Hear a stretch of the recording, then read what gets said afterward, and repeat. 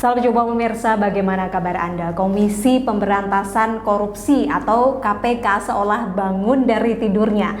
Setelah libur kurang lebih 4 bulan sejak Juli 2020, kini kembali melakukan gelar OTT yang dilaksanakan pada 25 November 2020. Dan tak tanggung-tanggung ada 4 OTT yang dilaksanakan sejak kurun waktu 25 November 2020 hingga 5 Desember 2020. Dan pemirsa, ini juga jelang peringatan Hari Anti Korupsi Sedunia 2020 yang bertepatan tepat pada hari ini Rabu 9 Desember 2020.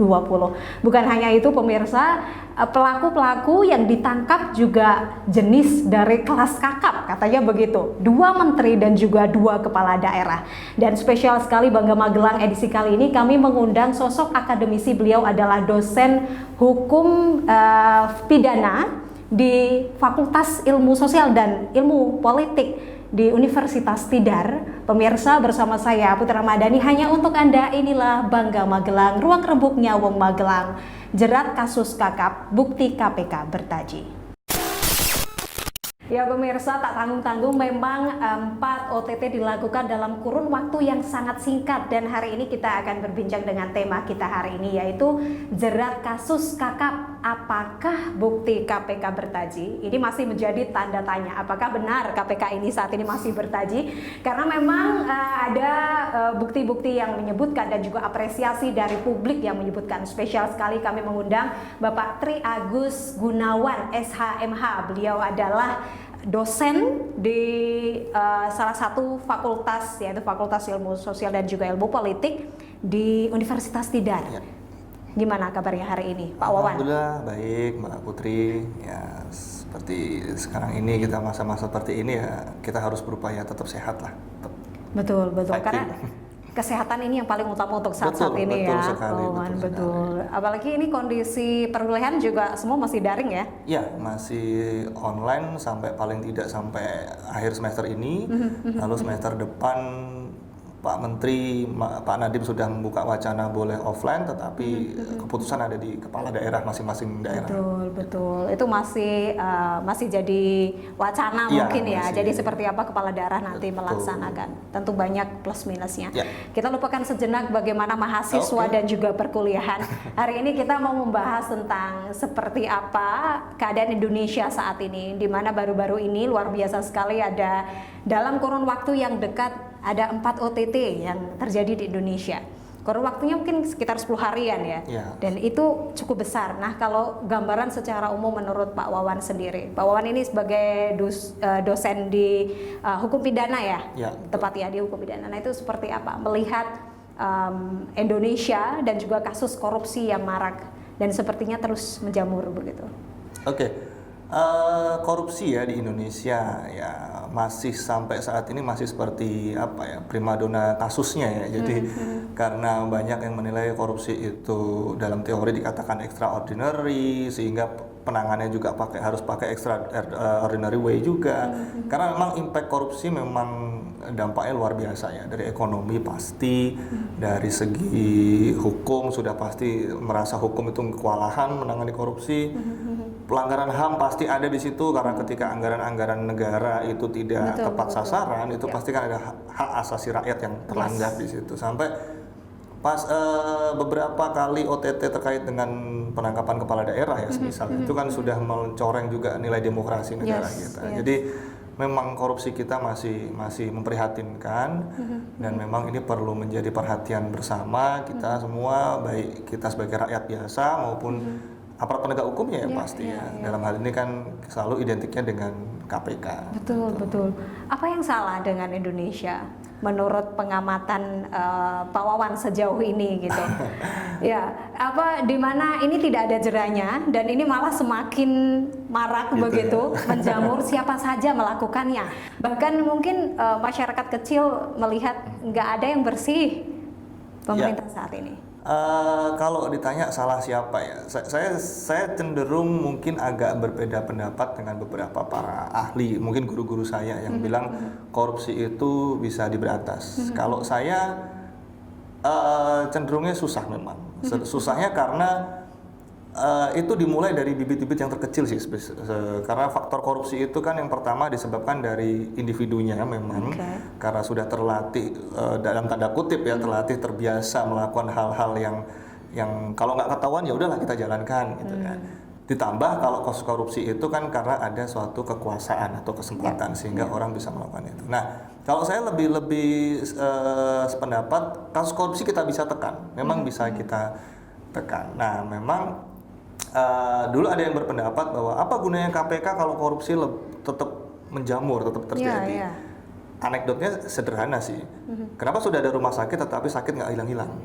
Sudah ada obat ini ya, katakanlah COVID obatnya spesifik memang belum ada, tetapi pencegahan sudah kita lakukan tetapi nilai tetap bertambah. Nah, akhirnya memang suatu permasalahan hukum itu celahnya pasti akan muncul, tidak hanya korupsi, spesifik korupsi pasti ada, tetapi upaya-upaya kita menekan angka korupsi itu yang memang harus kita concern ke arah sana. Jadi saat ini fokusnya menekan angka itu ya. Karena untuk memberantas atau menghentikan itu perlu kerja luar biasa ya. Hampir tidak mungkin ya. Karena tidak ada yang tidak mungkin katanya. Nanti kalau dibilang begitu kita pesimis ya. Kita harus optimis ya. Tetapi kalau harus mengukur waktu berapa sekian tahun, katakanlah harus hilang korupsi itu hal yang pekerjaan besar memang, pekerjaan berat. Betul. Sungguh miris rasanya di mana di tengah dunia ini berduka, khususnya Indonesia juga trennya ini makin naik positif case-nya untuk COVID-19 begitu, tetapi kasus-kasus korupsi tadi seperti yang disampaikan Pak Wawan jadi primadonanya saat ini. Bahkan ini juga pelaku-pelakunya merupakan pelaku-pelaku kelas kakap begitu. Seperti apa Pak Wawan melihatnya di era pandemi dan korupsi juga semakin marak, bahkan juga melibatkan bantuan sosial COVID-19 begitu? Iya ya, jadi tadi saya sudah sampaikan ya, korupsi itu hampir semua kasus korupsi itu pasti dilakukan oleh orang-orang yang berkuasa. Karena apa? Orang-orang berkuasa itu dia punya kesempatan untuk melakukan itu, yang mana orang-orang biasa itu tidak punya kewenangan untuk melakukan itu. Jadi memang faktor korupsi banyak ya, tetapi simpelnya adalah korupsi itu memang didasarkan dari individunya, dari akhlak seseorang. Yang kedua juga memang ada sistem yang membuka ruang orang melakukan korupsi. Sebagai tadi dicontohkan sampai bantuan sosial yang mana ini sangat dibutuhkan oleh rakyat, oleh saudara-saudara kita, itu pun menjadi lahan untuk dilakukan korupsi. Nah, ini memang kalau kasus-kasus seperti ini ya, ini memang menjadi miris di negara kita, karena korupsi itu sudah, yang kondisi tidak bencana saja sudah sangat merugikan saudara-saudara kita, apalagi di tengah pandemik seperti ini. Ini memang jangan tanggung-tanggung lah. Kalau emang harus diberantas satu kasus ya belakang-belakangnya harus diikuti juga. Bahkan harus ini yang rata ya. Iya, bahkan yang perlu kita juga harus waspada nih. Ini kan menjelang pilkada ya. Menjelang pilkada serentak hampir seluruh Indonesia. Besok kita akan memberikan hari ini ya, mohon maaf ya, hari ini itu ada pesta besar demokrasi. Kita harus waspada nih. Biasanya menjelang pilkada ini saya tidak seuzon ya, tapi cenderungnya memang ada langkah-langkah yang tidak dibenarkan. Semoga ini bisa tidak Kenapa terjadi. Demikian? Saya tahu beberapa informasi, tapi saya ingin bertanya aja sama Pak Wawan, kenapa demikian? Gitu ya. Waduh, nanti dikira saya menjudge gitu ya. Tapi tidak ya. Jadi memang sudah sangat diamini oleh semua pakar juga ya, bahwa biaya pilkada itu tidak murah. Bahkan saya dulu tertarik kutipan dari Menko Polhukam pada waktu itu belum menjadi menteri ya, Pak Mahfud ya, bilang sistem pilkada itu sistem yang saat ini ya, ini sistem yang bahasa kasarnya sistem yang jelek. Bahkan anekdot beliau mengatakan setan saja, mohon maaf ya, iblis saja ketika masuk ke sistem pilkada kita itu bisa ikut-ikutan di situ. Bahkan malaikat pun bisa menjadi iblis di situ. Statement beliau kan begitu. Nah, dengan didasarkan itu bagi orang-orang yang tidak punya integritas, calon-calon yang tidak punya integritas itu memang akhirnya akan mencari jalan singkat. Simpelnya orang pasti berpendapat ya modal keluar bagaimana cara balik modal kan itu yang bagi orang-orang yang tidak berintegritas. Nah kita berharap, kita berdoa semoga calon-calon para pemimpin kepala daerah kita yang hari ini akan ditentukan nasibnya atau ditentukan hasilnya, kita berdoa semoga itulah orang-orang yang terintegritas. Amin. Ini sangat menarik sekali ya, di mana pandemi kemudian dikaitkan dengan pilkada yang memang dilakukan serentak di Indonesia dan juga kasus korupsi. Kita akan bahas lagi setelah jeda pariwara berikut ini. Pemirsa jangan beralih dari tempat duduk Anda. Pemirsa, Anda masih bersama kami di Bangga Magelang, Ruang Rembuk Nyawuk Magelang, dan juga masih bersama dosen hukum pidana. Kalau kita membahas tadi, memang peluang ini sangat besar tadi yang disampaikan oleh Pak Wawan, di mana pandemi iya, pilkada serentak di Indonesia iya, begitu. Dan juga KPK ini berusaha bangun dari tidurnya, benar-benar berusaha untuk menunjukkan taringnya, dan sepertinya masyarakat juga mengapresiasi dalam waktu singkat ini ada banyak kasus yang terungkap begitu. Kalau Pak Wawan sendiri bisa meng-highlight dari kasus-kasus yang saat ini sudah terungkap, apa saja mungkin? Yang ditangani KPK kembali ke tema tadi, apakah KPK kita bertaji gitu ya. Ini akhirnya memberikan sedikit harapan kita masyarakat melihat KPK sebagai institusi anti rasuah, institusi pemberantasan korupsi, yang mana pasca ada pembaruan undang-undang KPK itu kita merasa pesimis. Bahkan di awal tahun sampai mendekati tengah tahun itu nampaknya kok sedikit senyap nih operasi-operasi KPK. Baru di akhir tahun ini ada beberapa kasus, bahkan sebelumnya ada penangkapan yang buron luar biasa, Joko Chandra itu kan sudah tertangkap juga akhirnya. Terus beberapa OTT kepala daerah seperti di Cimahi, terakhir kalau nggak salah di Sulawesi Tengah atau di mana itu. Yang heboh adalah dua menteri ini ya. Dua menteri, di Menteri Kelautan dan Menteri Sosial. Di Menteri Sosial ini kalau nggak salah ini kasus kedua. Pak Idrus Marham kena juga di situ. Nah, memang ini menjadi waspada kita bersama, terutama pandemik ya. Pandemik ini hampir semua konsentrasi para pemimpin kita itu selalu memberikan bantuan kepada masyarakat yang terdampak terutama. Nah, ini memang harus ada pengawalan nih. Ini baru dibuka oleh KPK, ada Mensos tertangkap terkait bantuan. Nah ini menjadi trigger, akhirnya kita perlu waspada. Apakah bantuan-bantuan ini memang tepat sasaran? Itu yang harus kita perhatikan bersama. Masyarakat perlu tampil, perlu untuk juga membantu KPK untuk memberikan informasi-informasi bahwa ini ada penyelewengan atau tidak. Nah terus kaitan dengan pilkada ya. Nah ini pilkada ini kan juga tadi saya sampaikan menjadi sedikit peluang adanya korupsi. Karena kan kita lihat pilkada sekarang kan agak berbeda dengan yang sebelumnya. Yang sekarang lebih tenang, lebih sunyi karena kita pandemik ya, nggak boleh. Nah, di tengah kesunyian ini kita perlu waspada nih. Apakah memang program-program benar-benar kondusif secara benar, atau jangan-jangan sunyinya ini ada kesunyian di dalam sunyi kan? Itu pasti masyarakat bisa menilai itulah. Nah ini makanya kita harus kawal bersama. Ya, jika dilihat memang kasus-kasus itu ya mungkin tak mudah ya bagi KPK menunjukkan, atau kita tidak pernah tahu jalannya. Apalagi tadi sempat disinggung juga, memang sempat tertidur lalu terbangun lagi. Apakah ini juga ada erat kaitannya sama bagaimana undang-undang? Karena revisi undang-undang KPK juga sempat tengah isu santer begitu ya, di mana ada keterbatasan ruang gerak bagi KPK karena adanya revisi undang-undang KPK itu. Iya, jadi KPK ini kan dulu dilahirkan karena kita sepakat korupsi ini masalah bersama, masalah luar biasa.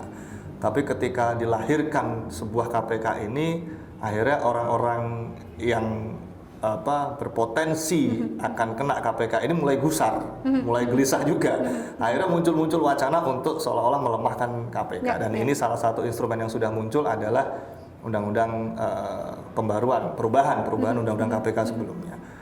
Kita tidak bisa menampik bahwa memang di undang-undang ini ada sedikit prosedur-prosedur yang memang ini sedikit membatasi ruang gerak KPK. Contoh dulu KPK sangat di tahun-tahun yang lalu ya, KPK itu sangat concern dengan triknya adalah penyadapan. Nah, penyadapan ini sekarang bukannya tidak dibolehkan ya, tetapi prosedurnya lebih panjang lagi.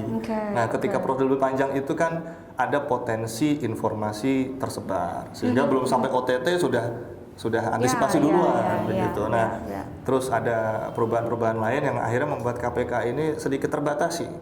Nah, memang akhirnya di akhir tahun ini ada kasus-kasus terungkap. Ini tadi saya sampaikan sedikit memberikan kecerahan. Apakah KPK masih bertaji dan akan terus bertaji sampai di periode-periode berikutnya atau tidak?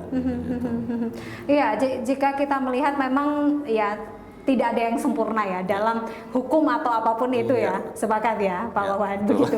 Ketika dilihat ingin membentuk sesuatu yang ideal tentu saja seperti nasional juga gitu. Tetapi lagi dan lagi kita sering melihat kasus itu hanya bermuara di hulu saja, seolah hanya di pemerintahan pusat saja gitu. Bagaimana dengan daerah? Iya benar, kemarin ada 2 kepala daerah begitu. Apakah memang KPK saat ini memang sudah memiliki atau seperti apa kinerja mereka untuk mencakup jangkauannya agar lebih luas, bukan hanya pemerintah pusat saja atau yang berada di kursi-kursi di Jakarta itu saja, tetapi juga lebih ke daerah dan menyeluruh begitu. KPK kan memang sekarang ini untuk institusinya berkantornya kan masih di Jakarta ya. Tapi ketika kita berbicara korupsi itu sebetulnya yang melaksanakan fungsi penyidikan itu tidak hanya KPK sebetulnya, bahkan kejaksaan pun berwenang. Tapi ada bagian-bagian yang memang kejaksaan yang bagaimana, lalu KPK yang bagaimana. Nah, beberapa tahun yang lalu memang sempat muncul wacana bahwa perlu dibentuk KPK di tingkat daerah. Tapi itu juga pro kontra luar biasa. Ya tadi saya bilang bahwa kalau ada sesuatu yang baik itu kadang-kadang ya bagaimana dihambat atau kalau enggak paling enggak posisi saya aman lah gitu kan, yang ingin mengarah ke sana kan begitu. Nah, lalu perdebatannya adalah ketika KPK ini nanti dibentuk di daerah itu seolah-olah mengecilkan fungsi dari kepolisian di daerah, bahkan di kejaksaan daerah. Tapi menurut saya itu tidak sepenuhnya benar. Bahkan akan memberikan budaya kerja yang bagus kepada institusi penegak hukum yang sudah ada kan. Ketika KPK bagus, harusnya yang lain juga bagus. Begitu. Nah, kalau saya pribadi berpendapat perlu ada KPK di tingkat daerah karena otonomi daerah itu di sisi positifnya bagus, tapi di sisi negatifnya memunculkan peluang bahasa saya raja-raja korupsi di daerah yang mungkin tidak terlacak oleh KPK di nasional. Itu berbahaya sekali. Itu yang sangat berbahaya sekali. Tanpa diketahui bahkan bisa jadi itu lebih besar daripada orang-orang yang duduk di kursi pemerintahan saat ini. Iya Pak, ya mungkin saja karena bahasanya tidak terlacak ya, tidak tersentuh betul gitu kan. KPK memang sudah bekerja sampai tingkat daerah ya, dan itu memang tidak bisa KPK sendiri yang bekerja, perlu ada bantuan dari masyarakat, informasi masyarakat, NGO, para pemerhati korupsi itu perlu tampil di situ memberikan informasi. Tapi tetap ada wacana KPK di daerah itu sangat penting. Dulu guru saya itu yang pernah menyanangkan itu ketika beliau duduk di pimpinan KPK, Pak Busro Mukodas itu pernah getol sekali KPK itu harus ada di daerah. Di daerah-daerah, dan Pak Wawan ini salah satu yang mendukung adanya sangat KPK di daerah-daerah ya. Pak, setuju, saya juga setuju. Kalau berbicara tentang daerah, tak lengkap rasanya tidak berbicara tentang daerah kita tercinta. Oh gitu. Kota Sejuta Bunga Magelang ataupun Magelang Raya begitu, Kabupaten Magelang. Seperti apa Bapak melihat kasus-kasus korupsi atau mungkin sensitivitas korupsi di wilayah-wilayah ini? Jangan dijawab dulu, kita jawab setelah jeda pariwara berikut ini. Pemirsa, tetaplah bersama kami di Bangga Magelang, ruang rembuk nyawa Magelang. Ya pemirsa, Anda masih bersama kami di Bangga Magelang, ruang rebuknya Wong Magelang. Saya mengingatkan bagi Anda pemirsa yang belum mendownload aplikasi GPM Stream, jadi Anda bisa menyaksikan tayangan Magelang TV di handphone kesayangan Anda. Segera download aplikasinya dan juga pilih Magelang TV untuk menyaksikan tayangan-tayangan kesayangan Anda. Dan juga jangan lupa untuk follow Instagram kami di @magelang_tv dan ikuti YouTube official kami di Magelang TV. Masih dengan Pak Wawan. Aktif juga di sosial media ya Pak Wawan? Jarang sih Mbak ya. Sudah masanya sudah berakhir gitu. Bukan masa ini ya, masa Iya. sosial media lagi ya. Baik, Pak Wani, kita lanjutkan kembali pertanyaan yang tertunda belum terjawab gitu. Gitu. Ketika kita berbicara tentang daerah, memang kita harus membicarakan tentang daerah kita tercinta. Ini tujuannya tak lain karena memang ingin sama-sama membantu membangun begitu ya. Silahkan. Oke, baik. Ya, karena tadi saya sudah sedikit singgung ya bahwa pemberantasan korupsi di daerah itu tidak bisa kita bergantung kepada KPK saja ya. Jadi peran masyarakat juga perlu andil di situ. Kita harus menjadi whistleblower, harus menjadi pembuka bahwa oh ini loh ada indikasi ke sini. Nah, khusus untuk di Kota Magelang, saya pribadi memang belum pernah mendengar selama saya di Magelang, saya belum lama di Magelang sih. Dan saya belum pernah mendengar ada kasus spesifik tentang korupsi. Tetapi khusus di Kota Magelang ya, saya berpendapat harusnya Kota Magelang ini bisa menjadi kota atau role model kota anti korupsi. Pertimbangan saya apa? Satu, luas wilayah. Luas wilayah Kota Magelang tidak sebesar dengan kota-kota yang lain yang ada di Indonesia. Bahkan dengan kabupaten saja, kabupaten sangat luar biasa besarnya. Jadi harusnya pengamatannya jauh lebih tidak membutuhkan tenaga yang besar ketika mengamati wilayah yang lebih besar. Dari segi anggaran Kota Magelang saya pikir tidak terlalu besar dengan kota-kota yang ada di Indonesia, apalagi kalau Jakarta ya sangat jauh pasti. Sehingga manajenya pun harusnya juga lebih terukur, lebih terarah dan kita juga di Kota Magelang juga dikelilingi beberapa perguruan tinggi, lalu juga ada institusi akademi militer dan segala macam. Artinya itu peluang-peluang besar untuk menjadikan Kota Magelang ini sebagai tadi saya katakan role modelnya kota anti korupsi. Nah ini harus kalau ini sepakat ya, kita sepakat Magelang menjadi role model kota anti korupsi. Pimpinan kepala daerah kita baik yang sekarang atau yang nanti akan berganti harus punya concern juga ke arah sana, memberikan contoh dan memberikan program-program yang memang menjadikan bukan hanya Magelang ini kota yang asri sejuta bunga, tapi sejuta orang anti korupsi, mungkin begitu ya, mungkin tagline-nya. Bagus itu ya. Nanti siapa tahu nanti jadi program ya. Siap. Sejuta orang anti korupsi. Saya sepakat sekali. Semoga tahun depan kita bisa merealisasikan itu. Insya Allah.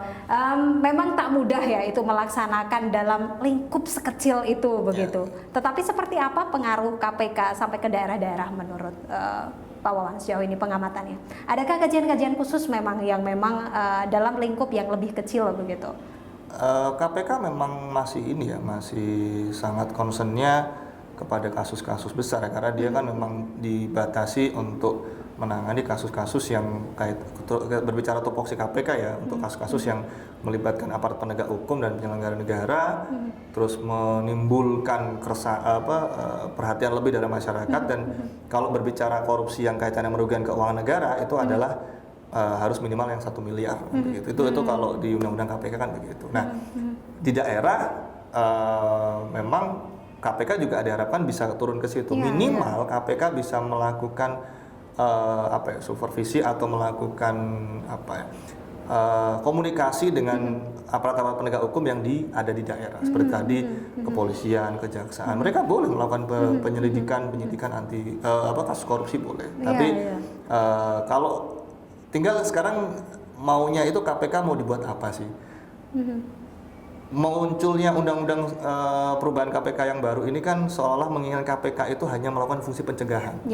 Kalau menurut saya bahasa ininya eman gitu, bahasanya sayang institusi sekuat dan sebesar KPK kalau hanya melakukan pencegahan itu sangat eman gitu loh. Bahkan perguruan tinggi saja saya melakukan fungsi saya sebagai akademisi itu sudah melakukan fungsi pencegahan.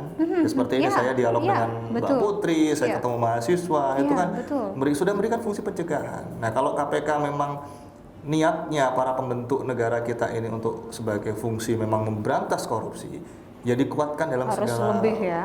pihak sampai tadi turun ke daerah-daerah Ya, kalau perlu betul, gitu. betul. Dan turun ke daerah-daerah begitu. Kalau dilihat memang ada kesinambungan tadi Pak Wawan menyampaikan bagaimana aparat keamanan, kemudian bagaimana elit, semua harus berkesinambungan. Komunitas, akademisi, semua juga harus mendukung dan perlu memperhatikan ini. Bagaimana menurut Pak Wawan dengan kondisi itu di Magelang, baik kota ataupun kabupaten? Seperti aparat hukumnya, elitnya, akademisinya? Apakah sudah ada kajian-kajian khusus yang memang mencakup tentang kegiatan atau tindak anti korupsi ini? Oke, ya kalau spesifik di Magelang ya tadi ya saya belum lama di sini dan saya belum mengamati betul kaitan di korupsi yang atau potensi-potensi korupsi atau program-program anti korupsi di Magelang itu apakah sudah berjalan atau tidak, saya belum ada kajian ke sana memang. Nah, ini memang menjadi akhirnya menjadi hal yang bagus ya kalau akhirnya kita concern Magelang menjadi kota yang menjadi contoh untuk kota-kota yang lain, ya perlu kita adakan betul. Harus ada kajian-kajian sebelumnya kajian-kajian menyeluruh, bahkan transparansi lah. Betul. Ketika ada suatu pembangunan atau suatu perbaikan infrastruktur, ini tolong masyarakat diajak dialog gitu loh. Kita bisa melihat ya kalau masyarakat Kota Magelang kan sekitar Magelang ini kan sedang banyak sekali ada infrastruktur yang dibenahi. Ini harus dikawal ini seperti ini. Ada transparansi kalau memang anggarannya sekian, apakah hasilnya seperti anggaran yang dialokasikan. Simpelnya kan begitu. Nah, ini menjadi bagus kalau itu bisa dilaksanakan ya. Betul. Jadi ini jadi ide kajian baru ya, Pak? Ya, semoga kita bisa diajak sinergi untuk melakukan kajian-kajian itu ya. Betul. Ini semua tentu terlibat ya, bukan hanya akademisi saja. Semuanya bisa terlibat dan kita kembali lagi dengan kasus-kasus korupsi yang memang sudah beberapa kasus-kasus besar sudah terungkap berkat kerja keras KPK dan juga yang membantu, pihak-pihak yang membantu. Tapi menurut pengamatan Pak Wawan sendiri sejauh ini, adakah kasus-kasus yang sejauh ini masih belum terungkap atau istilahnya alot sekali untuk diungkapkan ke publik? Saya belum lama baca dari pengamatan ICW ya. ICW kan yang paling bersinergi dengan KPK. Ya. Bahwa di tahun ini memang ada penurunan pengungkapan kasus dibandingkan 2019. Betul. Bahkan indikasinya apakah ini efek dari munculnya undang-undang baru ini kan gitu kan. Akhirnya kalau ini emang iya berarti memang ini terbukti undang-undang ini melemahkan. Tetapi di sisi lain tadi saya masih berharap dengan membukanya dua kasus besar ini memberikan secercah harapan KPK itu tetap harus berjuang ya ke arah pemberantasan korupsi begitu. Betul, memang tak mudah ya, semua harus bersinergi. Terakhir apa yang ingin disampaikan kepada masyarakat di Kota Magelang terkait topik kita hari ini? Highlight-nya, silakan. Bagus ya Mbak Putri, ini ada pembahasan kita peduli terhadap korupsi, dan korupsi itu jangan hanya dimaknai bahwa korupsi itu menganukan uang negara, tapi korupsi itu sebetulnya bibit-bibitnya sudah dimulai dari hal yang kecil-kecil. Makanya ketika kita berbicara pemberantasan anti korupsi, maka concern kita harus benahi dulu hal yang terkecil-terkecilnya dulu. Dari kebiasaan kita lah. Kalau kita terbiasa bersikap jujur, terbiasa untuk transparansi, tidak ada bahasanya kalau nggak ada yang lihat, nggak ada yang ketahuan, udahlah jalankan. Kalau kita bisa mengindahkan itu modal bagus bagi kita. Makanya sekarang masyarakat, mari kita saling membantu, kita bantu KPK itu terbatas baik segi SDM kalau dibanding dengan Polri ya, dan wilayahnya juga sekarang mulai dibatasi oleh undang-undang yang baru itu. Mari kita bantu KPK untuk sama-sama memberantas korupsi ini. Terima kasih banyak Pak Wawan. Sama-sama. Semoga apa yang kita bicarakan hari ini sedikit memberikan manfaat mungkin ya. Semoga banyak juga sih kepada masyarakat di rumah. Dan juga selamat memperingati Hari Anti Korupsi Sedunia. Itu dia pemirsa obrolan yang menarik bersama Pak Wawan, dan seperti apa yang tadi disampaikan memang semua itu tak mudah, butuh sinergitas dari semua elemen masyarakat, baik aparat hukum, akademisi maupun elit pemerintah yang ada saat ini. Dan seperti yang tadi disampaikan harus anti korupsi dari sejak dini, harus membenahi sikap-sikap ataupun benih-benih itu sejak dini, dimulai dari diri kita sendiri hingga bisa meluas ke keluarga, hingga ke lingkungan masyarakat. Bisa jadi Kota Magelang maupun Kabupaten Magelang menjadi role model untuk kota anti korupsi atau kabupaten anti korupsi. Saya Putri Ramadhani, sampai jumpa.